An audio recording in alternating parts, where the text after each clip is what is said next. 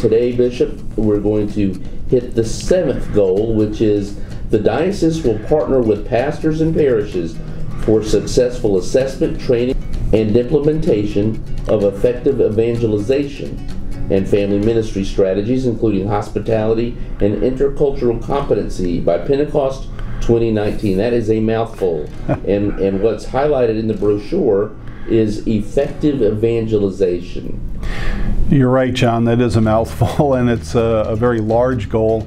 But I think, again, this is the fruit or the result of what I heard from our people, is that we as a church we acknowledge that we've lost some of our members, which is not good. You know, we're about attracting people and trying to lead people to the gospel, to God's love and His mercy.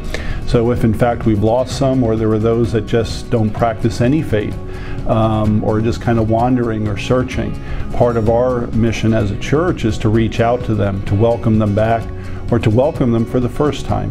And it's a commission that we receive through our baptism. Hospitality, you've got to be welcoming for these newcomers that we want to encourage to come to our parishes. And some parishes are very, very strong at it, and others, you know, they could use some seasoning, I guess. You're correct, and you know, there's nothing can replace making a good first impression, and that begins long before anyone ever sets foot inside the doors of our churches. It begins out in the parking lot.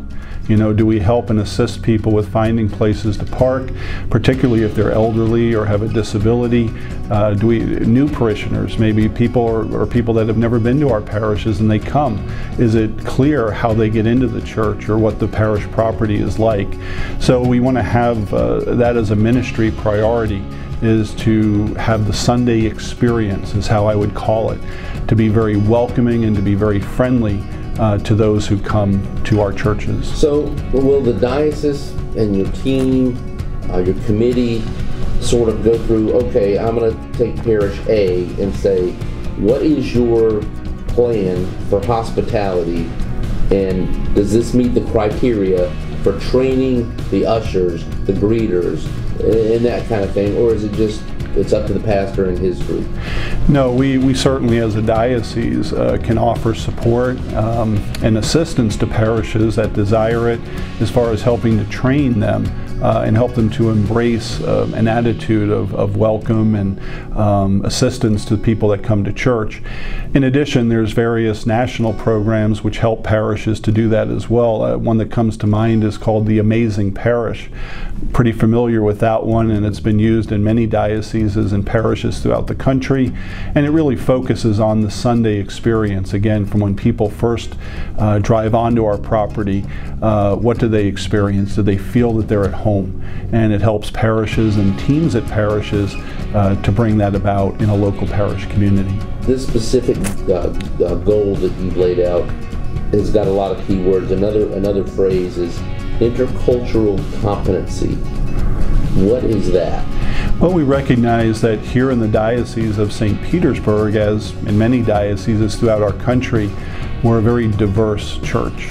And what that means is that we welcome and have many people from many different cultures, many different countries that now live here in our diocese or come here and want to be part of a church, a parish community.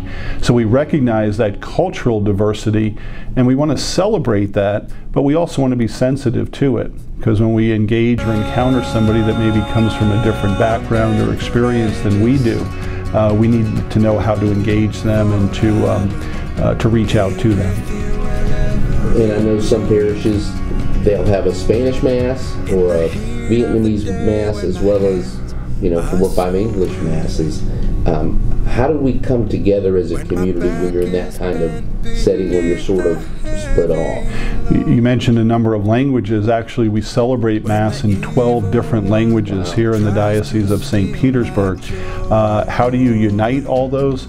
Well, sometimes it's not always possible, but I think there are opportunities within parish communities to have intercultural events, whether they be spiritual or just social. You know, invite different communities to prepare a meal that would be unique or typical of their culture, but invite the whole parish to come and to partake of that.